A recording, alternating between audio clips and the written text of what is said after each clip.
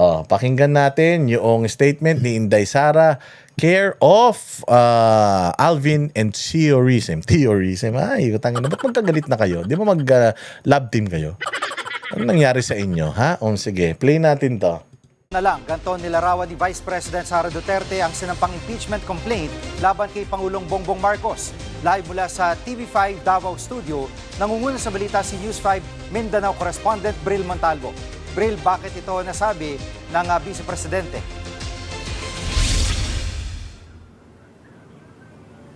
Jiggy, duda si Vice President Sara Duterte sa inihaing impeachment complaint laban kay Pangulong Bongbong Marcos. Inihalintulad pa ito ng bise sa isang bakuna. Paniniwala niya, ginawa lang ito para proteksyonan ang Pangulo. Sinabi ito ng bise sa kanyang muling pagbisita kay dating Pangulong Rodrigo Duterte sa The Hague sa Netherlands. Pakinggan natin ang pahayag ni VP Sara. Murag bakuna ang tawag nila. O bakunahan ka para kuan ka. Protected ka for 1 year. Diyan saklap nun. May bagong term na. Ang impeachment ni Bongbong Marcos ay parang bakuna sa tulo. Bakuna sa tulo. Bakuna sa tetano. Tigdas. Tama, bakuna sa tigdas. So, pag binakunahan ka, ano ba yung bakuna na na pang 1 taon lang? Yung yung pneumonia? Flu vaccine. Yung flu vaccine, taon-taon yan eh. So, tuturukan ka ng flu vaccine para pag tinamaan ka ng flu, hindi masyadong malala. Kaya flu vaccine. So, yun ang tawag. Para daw siyang vaccine na you're free of that virus for 1 full year. Galing talaga ni Inday, talino ha. Puta, hindi naisip to ng mga bobong bobong mga makabayan ha. Jiggy, kahapon nga ay tinawag na lutong bakaw ni Davao City 1st District Representative Paulo Duterte ang impeachment complaint laban kay PBBM. Gagamitin lang umano ito para magkaroon ng 1-year bar sa paghahain ng bagong complaint laban sa Pangulo. Sa ilalim ng saligang batas, bawal ang higit isang impeachment complaint laban sa parehong opisyal sa loob ng 1 taon. Samantala, Jiggy, tinawanan lang at tinawag na drama ni Senator Amy Marcos itong inihaing impeachment complaint ni Attorney Andre De Jesus laban sa kanyang kapatid. Narito ang pahayag ng senadora. Isa na naman drama series na mukhang tatagal ng 1 taon. Kilala naman natin si... Galing na sa kapatid yan ha. Huling-huli talaga ni Amy Marcos yung katarantaduhan ng kapatid niya, no? Di kasi kayo naniniwala eh. Ito si Amy kasi eh. Sino nag-file at anong background. At Bril, ano naman ang pahayag ni VP Sara kaugnay dun sa napipintong impeachment niya na sasampa ng mga kalaban niya sa susunod na buwan? Jiggy, inaasahan na raw ng bise na maharap siya sa panibagong impeachment complaint kapag tapos na ang 1-year bar sa February 6. Pero paniniwala niya, gagamitin lang ito ng ilang kongresista para sa sarili nilang interes. Narito ang pahayag ng Vice Presidente. As expected as well, magiging katulad lang din yan nung nakaraan na ginagawang fundraising, no? Ng mga members of the House of Representatives yung pagpirma nila sa impeachment. It's all about the money dyan. Putangin na, umanda talaga kayo. Kapag presidente na si Inday, putangin na nyo, magugutom kayo lahat. Sa 2028, walang magnanakaw na congressman at saka senador ang dapat tumakbo. Pahinga muna kayo, mga 6 na taon. Balik kayo ulit pagka hindi na Duterte nakaupo. Magugutom kayo, pusta.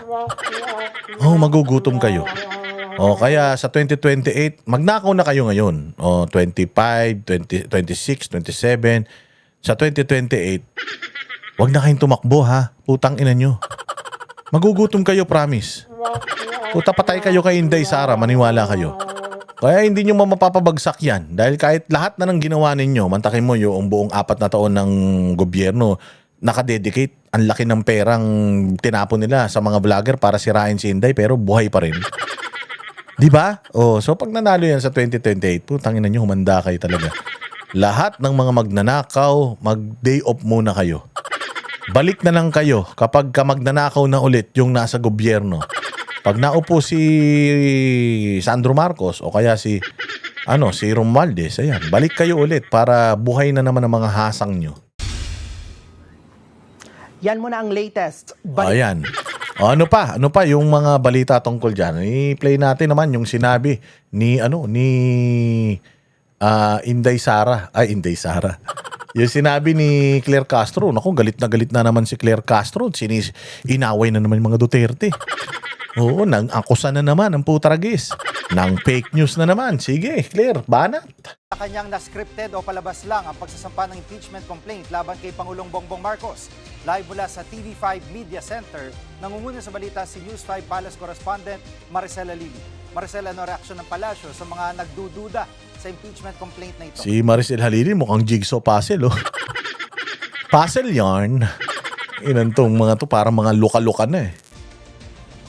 Oo, Jiggy, alam natin na iba't iba yung mga naging reaksyon dito sa pagsasampa ng unang impeachment complaint laban kay Pangulong Bongbong Marcos. Simulan natin doon sa sinabi ng presidential sister na si Senadora Amy Marcos kung saan drama series lamang daw ito natatagal ng 1 taon. Alam mo, naglabas ng pahayag si Palace Press Officer Undersecretary Claire Castro tungkol dyan ngayong hapon at ang sabi niya, ayaw niya magbigay ng komento sa isang pahayag na walang basihan, hula lamang at galing sa isang taong malinaw naman na merong kinikilingan.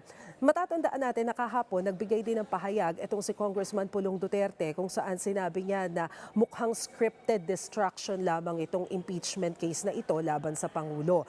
Ang sabi dyan ni Yuse Castro, hindi eksperto ang Pangulo at ang administrasyon pagdating sa paggawa ng mga intriga. Pero malinaw na hindi raw totoo yung pag-question nila doon sa relasyon ng abogadong nag-file ng impeachment at kay First Lady Liza Araneta Marcos. Matatandaan kasi natin na lumabas din yung issue na ginawang representative ni First Lady etong si abogado na nag-file ng impeachment complaint doon naman sa disbarment case laban kay Attorney Glenn Chong. Ang sabi ni Yuse Castro, wala yang katotohanan. Pakinggan natin yung bahagi ng pahayag ni Yuse Castro. Gusto natin ipabatid na ang Pangulo po at ang administrasyon na ito ay hindi po eksperto sa paggawa ng intriga at hindi eksperto sa pagplanta ng ebidensya. Kung yun po ang kanilang nailagay na grounds for the impeachment ng ating Pangulo, malamang ay wala silang makitang ibang dahilan para ma-impeach ang Pangulo. At Maricel, dati nang sinabi ng palasyo na hindi makikialam ito sa proseso ng impeachment, pero si Congressman Sandro Marcos ay nasa Kongreso, so papaano ang magiging setup niyan? Tama ka. Hindi makikialam. Ulul. Ito si Charis, nandyan, anak. Yung pinsan, nandyan. Yung hipag, nandyan. Mga kamag-anak, nandyan. Oh, ito pa ang nakakatawa. Oh, yung Speaker of the House, kanila. Yung sa Committee on Justice dyan, kanila. Tangina, di makikialam. Kanina, muling iginiit ng Malacanang na hindi sila magi-intervene dito sa impeachment process. Malinaw din naman daw yung sinabi ni Pangulong Bongbong Marcos kay House Majority Leader Sandro Marcos na gawin niya lamang yung kanyang mandato. Bilang bahagi o bilang miyembro ng House of Representatives, it doesn't matter kahit daw ang impeachment case ay sinampa laban sa sarili niyang ama na si Pangulong Bongbong Marcos. Ngayong hapon, nagsalita rin muli si Yuse Castro at sinabi niya na mismo ang Pangulo ang nagparating sa kanya na hindi siya nababahala dito sa impeachment case na isinampa sa kanya. Ang tingin daw kasi ng... Talaga siya mababahala. Tanginan yan. Paano ka mababahala? Lahat na nasa Kongreso, kakampi mo. Mababahala ka ba? Putya ka na, dami nga namatay noong nakaraang bagyo sa pagbabaha. Putya, wala ngang kakurap-kurap yan Patawa-tawa, pakanta-kanta nga lang yan, pa-party-party nga lang yan nung Pasko namigay pa ng mga regalo yan demonyo yan, wala talagang konsensya yan. Ano ba, sabi ko nga sa inyo, di ba? May sinabi siya na pag binuksan niyo ang puso ko, nandiyan kayo, ulol. Maghapon maghahanap yung doktor, wala kang puso. Wala kang puso, tsaka wala kang konsensya. Hindi talaga makukonsensya yan. Pangulo, wala namang sapat na basihan itong mga inilatag na grounds para mapatalsik siya sa pwesto. Basta dire-diretso lamang daw ang kanyang pagtatrabaho. Jiggy? Yung pag-aresto kay Bong Revilla, anong reaksyon ng Malacanang? Galing din daw mismo, Jiggy, kay Pangulo. Ayan. Yan ang panatero, walang inuurungan. Pag tama palakpakan, pag mali ay baba.